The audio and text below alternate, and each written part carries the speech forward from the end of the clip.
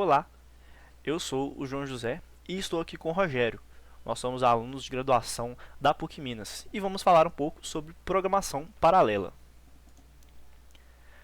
A programação paralela surgiu como uma resposta à alta demanda por eficiência em aplicações complexas, incluindo áreas científicas, áreas militares, as indústrias, onde era essencial processar um grande volume de dados, realizar inúmeros cálculos no menor tempo possível.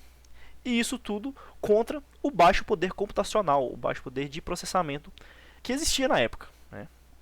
E para suprir essa necessidade, essa demanda de limitações, que surgiu a programação paralela, que diferente da programação sequencial, que executa tarefas de forma linear, uma depois da outra, a programação paralela divide esse trabalho em múltiplos processos, permitindo aí uma execução simultânea e melhorando significativamente o desempenho e tornando uma ferramenta indispensável para resolver problemas críticos em diversos setores. Concorrência e paralelismo. Tem várias semelhanças e diferenças entre esses dois, que têm os mesmos objetivos, que é melhorar o desempenho ao lidar aí com mais de uma tarefa. Alguns conceitos, como o uso de threads, para dividir esse trabalho e também desafios, como a sincronização para evitar erros, compartilhamento de dados. Mas a concorrência ela é uma forma de lidar com multitarefas não simultânea. Por exemplo, um processador com apenas um núcleo, que para lidar com mais de uma tarefa ao mesmo tempo, ele vai intercalar pedaços das duas tarefas, através aí de switches, onde vão ficar intercalando entre um pedaço e outro até terminar esses processos. E é necessário uma forma de um schedule, que é para determinar quem vai usar o processador em qual intervalo de tempo, em qual quantidade de tempo, para ter uma forma de organizar isso e também de respeitar várias regras e prioridades de sistemas operacionais, onde alguns processos têm preferências acima de outros.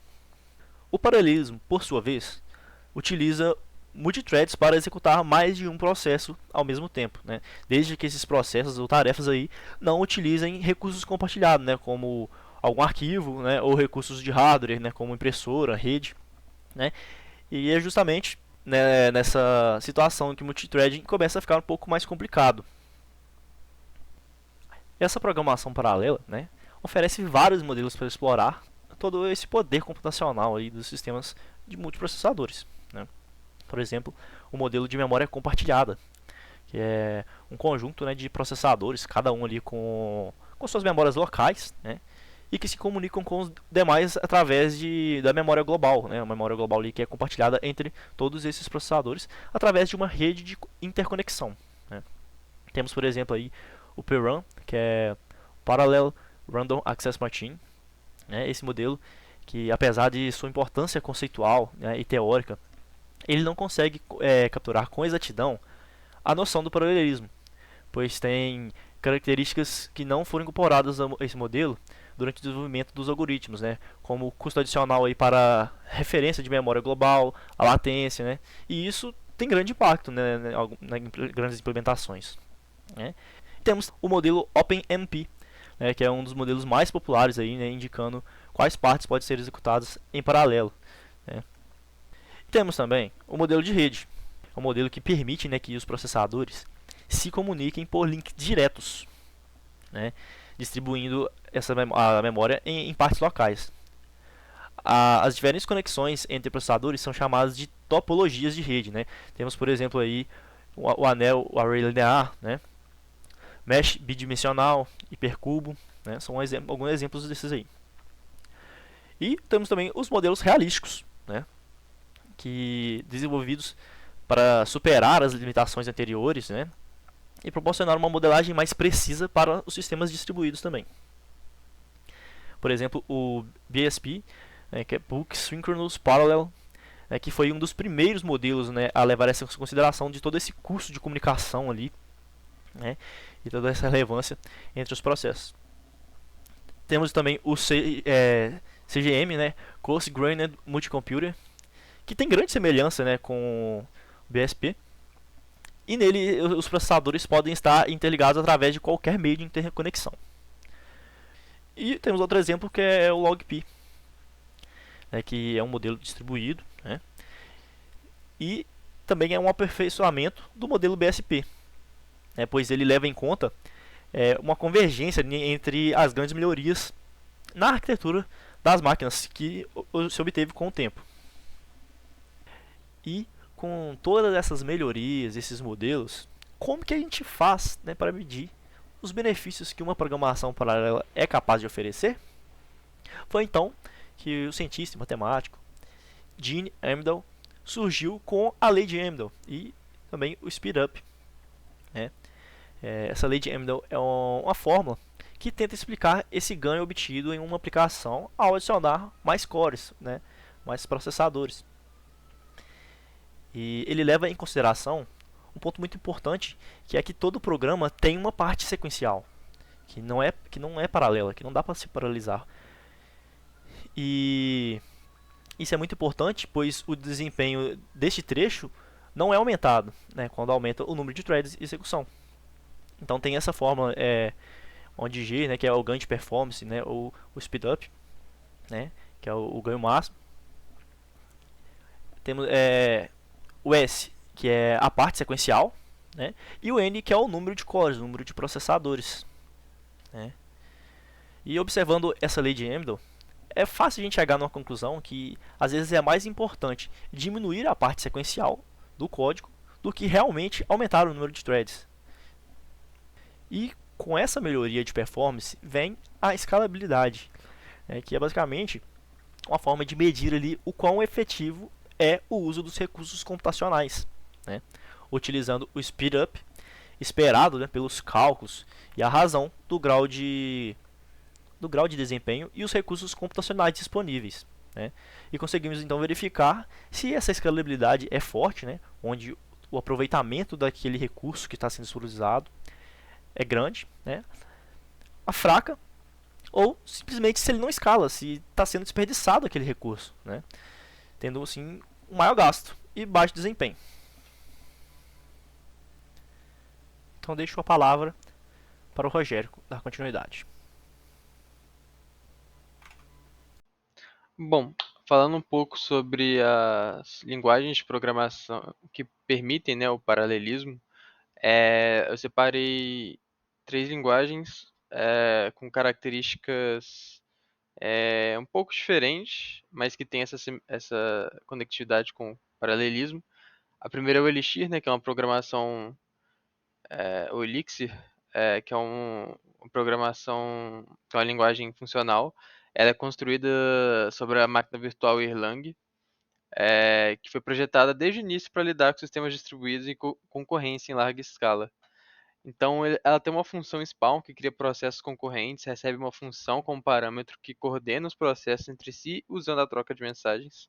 É, o módulo task ele encapsula o processo de criação em uma interface mais conveniente. Então, ele por baixo dos panos ele é meio que um spawn, porém ele é mais agradável aos olhos assim. E também tem algumas estruturas de dados, como o agente, Gen Server, Supervisor, que ajudam na criação e gerenciamento de processos concorrentes para diferentes casos de uso.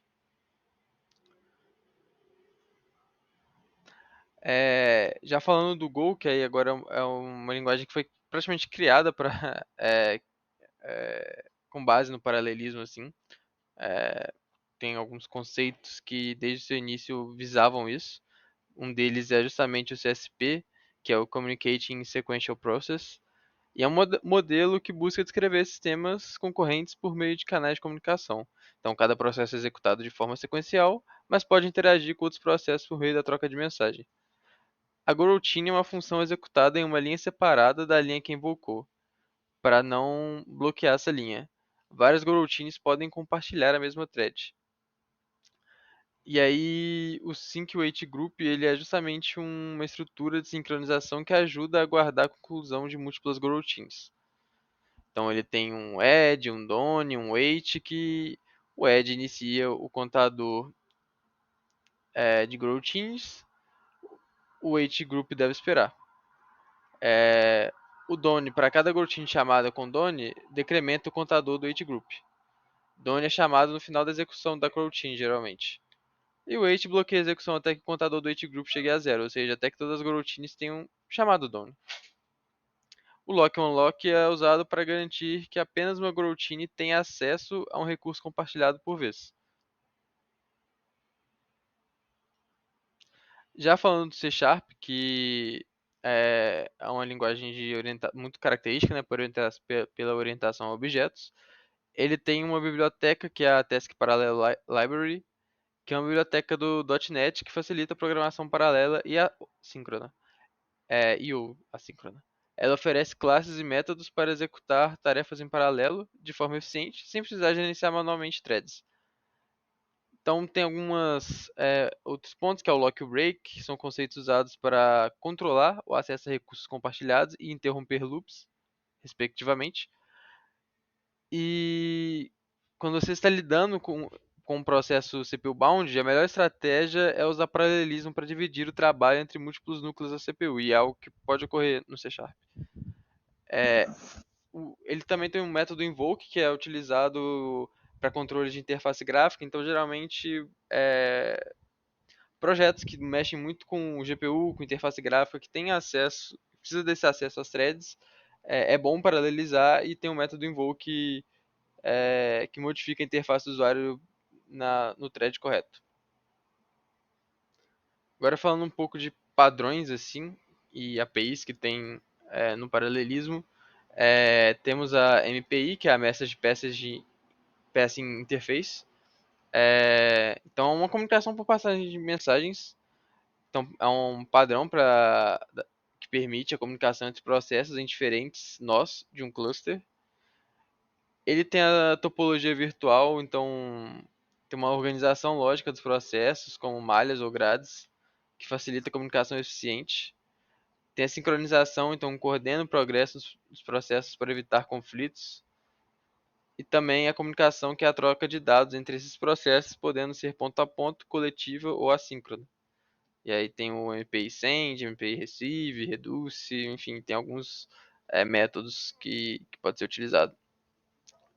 Agora falando do PMP, ele é uma API para programação paralela em memória compartilhada, que geralmente é usado em C, C++ e Fortran. É possível fazer a combinação de OpenMP e MPI para aproveitar a memória compartilhada dentro de nós e comunicação distribuída entre nós e clusters. Um exemplo seria o OpenMP paralelizar threads em um nó, enquanto o MPI coordena esses nós. Ele pode ser tanto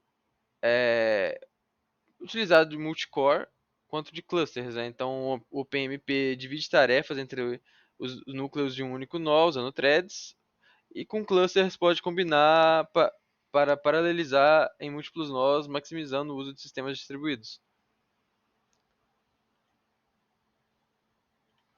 Agora falando um pouco do CUDA, que é Compute Unified Device Architecture, é uma plataforma de programação paralela criada pela NVIDIA para executar cálculos em GPUs. Então ele é meio que exclusivo assim é, em placas NVIDIA, em GPUs NVIDIA, e suporta C, C++ e Fortran também. Ele tem uma memória global, então a principal memória acessível por todas as threads, mas possui dados que precisam ser compartilhados entre blocos de threads. É, Também tem o conceito de cache, né, que então o CUDA utiliza a memória compartilhada dentro de cada bloco de threads, permitindo acesso rápido aos dados frequentemente usados. O uso eficiente do cache reduz o número de acessos à memória global e melhora o desempenho. E a disposição de threads que são organizados em uma hierarquia de blocos e grades. Então, geralmente é usado para propriedades físicas em jogos, animações 3D, análise médica.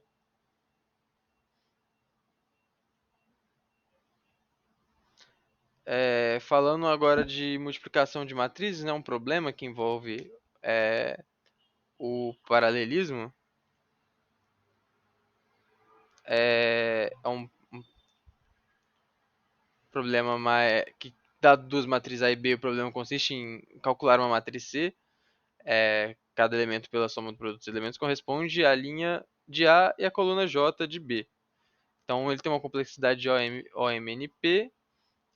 E agora eu vou fazer a comparação utilizando a linguagem Go desse, de- desse algoritmo de multiplicação de matrizes, né? Então do lado esquerdo a gente pode ver utilizando o paralelismo. Então a gente tem uma função ali, a multiply matriz, que ela faz a multiplicação dessa matriz mesmo, né? Então ela armazena em C a multiplicação das matrizes. E então é criado o weight group para sincronizar multiplicar o resultado parcial no resultado final. É, e tem um número de coroutines, que no caso ele começa com 4, então bem dividido em 4 threads. Então divide o cálculo do fatorial em partes e cria coroutines. Então ele espera todas as coroutines terminar e aí então ele, né, no wait group é utilizado para garantir que o programa principal aguarde a finalização de todas as coroutines e no final ele imprime esse resultado. Já no assíncrono é feito por meio de canais, né? Então o ganho de desempenho no paralelo aumenta significativamente com o tamanho das matrizes. Então quanto maior a matriz, melhor ainda usar programação paralela, evitando é, overheads ou coisas do tipo.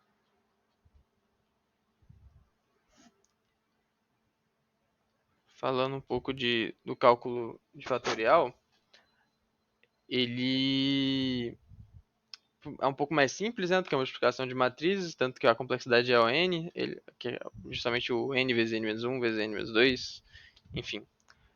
E agora, mas fica um pouco mais fácil a visualização, né, dessa comparação entre paralelo e assíncrono. Com um número menor, até que faz sentido utilizar o assíncrono, mas em números maiores existe uma vantagem é, na questão do paralelismo. Então ali multiplica o resultado parcial no resultado final. Depois é feita a divisão das coroutines em 4. Divide o cálculo do fatorial em partes e cria, né? Espera que todas essas coroutines terminem. E o weight group é utilizado para garantir que o programa principal aguarde a finalização de todas as coroutines, antes de mostrar o resultado final. Já no exemplo assíncrono, utilizamos para calcular o fatorial, mas retorna o resultado através de canais. Então, o processo do cálculo é assíncrono não espera que a coroutine termine antes de prosseguir. Espera os resultados através do canal.